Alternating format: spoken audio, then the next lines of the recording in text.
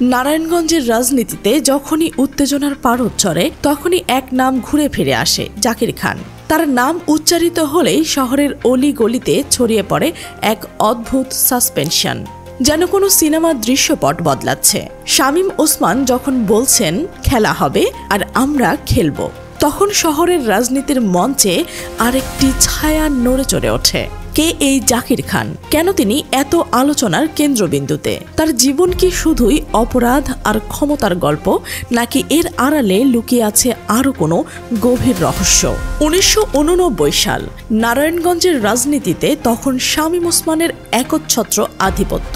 তার হাত ধরেই জাতীয় পার্টির ছাত্র সমাজে পা রাখেন তরুণ জাকির খান। খুব অল্প সময়ে তিনি হয়ে ওঠেন ছাত্র রাজনীতির এক অপ্রতিরোধ্য শক্তি। তার নামের সাথে মিশে যায় ক্ষমতা, প্রতিপত্তি আর এক ধরনের অদৃশ্য ভয়। কিন্তু রাজনীতির মঞ্চে কখনোই তিনি স্থায়ী থাকেন না। 1991 সালে বিএনপি ক্ষমতায় আসার পর নাসিম ওসমানের সাথে তার সম্পর্কের টানাপোড়েন শুরু হয়। রাজনীতির পালাবদলে ঠিক থাকতে হলে নিজেকে নতুনভাবে গড়ে তুলতে হবে, এই উপলব্ধি তাকে 1994 সালে বিএনপির ছাত্র রাজনীতিতে নিয়ে আসে। কামাল উদ্দিন মৃধার নেতৃত্বে বিএনপিতে যোগদানের মধ্য দিয়ে জাকির খান জানান দেন তার উচ্চাকাঙ্ক্ষার পরিধিটা কত বিস্তৃত। 1995 সাল, নারায়ণগঞ্জের দেওয়ানভোগে তখন আতঙ্কের আরেক নাম দয়াল মাসুদ। অভিযোগ আছে সোনার বাংলা মার্কেটের পেছনে প্রকাশ্যে দয়াল মাসুদকে নিশ্চিহ্ন করে দেন জাকির খান। এই এক ঘটনা রাতারাতি তাকে নারায়ণগঞ্জের সবচেয়ে আলোচিত ও ভয়ঙ্কর ব্যক্তিতে পরিণত করে। শহরের অলিগলিতে ছড়িয়ে পড়ে তার নাম, তার গল্প। কেউ বলেন নায়ক, কেউ বলেন খলনায়ক। এরপর 1996 সালে বিএনপি সরকারের শেষের দিকে খাজা সুপারমার্কেটে হামলা ও ভাঙচুরের ঘটনায় তার বিরুদ্ধে মামলা হয়।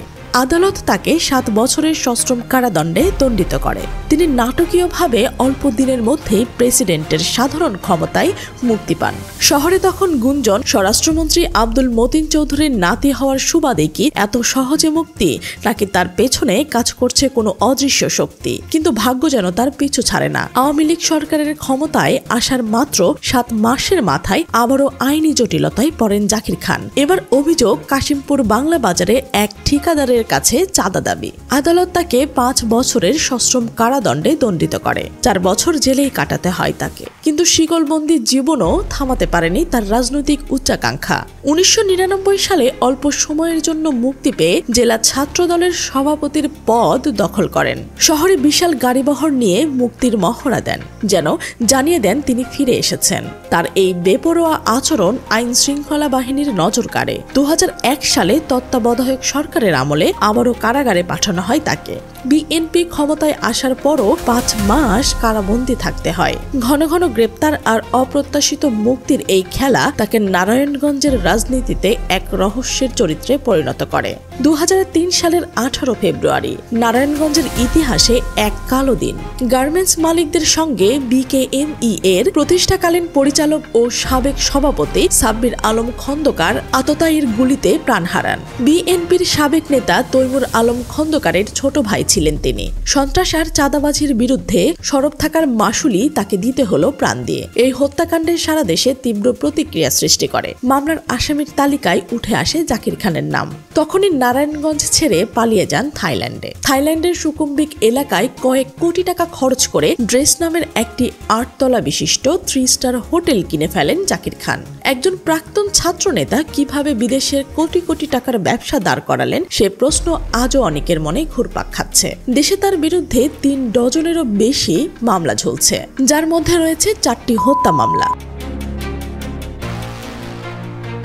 এসব মামলায় তাকে পলাতক জীবন বেছে নিতে বাধ্য করে। তার অনুপস্থিতিতে নারায়ণগঞ্জ বিএনপিতে তৈরি হয় নতুন মেরুকরণ। 2009 সালের 25 নভেম্বর তৈমুর আলম খন্দকার জেলা বিএনপি সভাপতি হলে স্থানীয় রাজনীতির ভার চলে যায় তার হাতে। এতে ক্ষুব্ধ হয়ে ওঠে প্রতিপক্ষ গ্রুপ, যারা জাকির খানকে পুনর্বাসনের চেষ্টা শুরু করে। সাবেক এমপি ও তার অনুসারীরা নেতৃত্ব দেয় এই উদ্যোগের, যাতে যোগ দেয় জেলা ও শহর বিএনপির কমিটিতে স্থান না পাওয়া বিতর্কিত পরিচিত কয়েকজন নেতা। তাদের লক্ষ্য একটাই, জাকির খানকে শক্ত প্রতিপক্ষ হিসেবে দাঁড় করিয়ে তৈমুর আলমের ক্ষমতা খর্ব করা। জানা যায় এসব গ্রুপের সহায়তায় গোপনে ঢাকায় বিএনপির হাইকমান্ডের কয়েকজনের সঙ্গে বৈঠক করেছেন জাকির খান। এদিকে থাইল্যান্ড হোটেল ব্যবসার মন্দাভাব দেখে দেশে ফেরার আকাঙ্ক্ষা তীব্র হয়ে ওঠে তার। দলের কর্মসূচি ও জাতীয় দিবসে তার সমর্থকেরা বিশাল ব্যানার ফেস্টুন নিয়ে মিছিল করত, শোডাউন করত কেবল কেন্দ্রীয় নেতাদের দৃষ্টি আকর্ষণের জন্য। একই সময়ে সাব্বির আলম খন্দকারের বড় ভাই তৈমুর আলম খন্দকার বাদী হয়ে নারায়ণগঞ্জ ৪ আসনে তৎকালীন বিএনপি এমপি গিয়াসউদ্দিনকে প্রধান আসামি করে মামলা করেন। দীর্ঘ ৩৪ মাস তদন্ত শেষে ২০০৬ সালের ৮ জানুয়ারি সিআইডি ৮ জনকে আসামি করে চার্জশিট দাখিল করেন, কিন্তু গিয়াসউদ্দিনের নাম বাদ পড়ায় তৈমুর আলম আদালতে নারাজি আবেদন জানান। মামলা আজও বিচারাধীন, যা জাকির খানের দেশে ফেরার পর নতুন করে আলোচনায় আসে। দীর্ঘসূত্রিতা আর আসামিদের বাদ পড়ার প্রশ্ন তোলে বিচার ব্যবস্থার স্বচ্ছতা নিয়ে। একই সাথে স্পষ্ট করে তোলে ক্ষমতার আধিপত্যের লড়াই কতটা ভয়ঙ্কর রূপ নিতে পারে। বহু বছর পলাতক থাকার পর দেশে ফেরার দিনই গ্রেপ্তার হন জাকির খান, কিন্তু তার গ্রেপ্তারের দৃশ্য ছিল ব্যতিক্রমী। ডান্ডা বেরি পরেও হাসি মুখে আদালতে হাজির, সাংবাদিকদের সাথে খুনসুটি সব মিলিয়ে যেন চ্যালেঞ্জ ছুড়ে দিয়েছিলেন তিনি। আদালত প্রাঙ্গণে ভিড় করে থাকা কর্মীদের বেশিরভাগই তরুণ, যারা আগে কখনো তাকে দেখেননি, শুধু তার নাম শুনেছেন। তাদের এই অদ্ভুত আনুগত্য প্রমাণ করে জাকির খানের প্রভাব আজও অক্ষুণ্ণ। তার অনুপস্থিতিতে সমর্থকেরা তার নামে স্লোগান দিয়েছে, কাজ করছে এই অদৃশ্য জনশক্তি তার আসল শক্তি। সমর্থকেরা হয়তো তার অতীত সম্পর্কে জানে না, কিন্তু প্রচলিত ব্যবস্থার বিরুদ্ধে দাঁড়ানো এক ব্যাটম্যান সুলভ চরিত্র হিসেবে তারা তাকে দেখছে। পলাতক থেকেও দলের জন্য কাজ করা, বিদেশে বসে প্রভাব বজায় রাখা, সব মিলিয়ে জাকির খান তরুণদের চোখে এক আন্ডারডগ নায়ক। সম্প্রতি বিএনপি নেতা মির্জা আব্বাস তার মুক্তির দাবি করেছেন, যা তার রাজনৈতিক গুরুত্বকে আরো উজ্জ্বল করেছে। মির্জা আব্বাসের মতো কেন্দ্রীয় নেতার সমর্থনই প্রমাণ করে দলের হাইকমান্ড এখনো তাকে গুরুত্বপূর্ণ খেলোয়াড় হিসেবে বিবেচনা করছে। জাকির খানের প্রত্যাবর্তন নারায়ণগঞ্জের রাজনীতিতে নতুন চাঞ্চল্য সৃষ্টি করেছে। তৈমুর আলম খন্দকারের সঙ্গে পুরনো দ্বন্দ্ব কি নতুন রূপ নেবে? তার বিরুদ্ধে ঝুলে থাকা অসংখ্য মামলা আর তরুণ কর্মীদের অন্ধ সমর্থনের মাঝখানে দাঁড়িয়ে তিনি কি রাজনীতির নতুন কোনো অধ্যায় শুরু করবেন, নাকি স্থানীয় রাজনীতি আরো সংঘাতের দিকে ঠেলে দেবেন? সময় বলে দেবে তার উত্তর।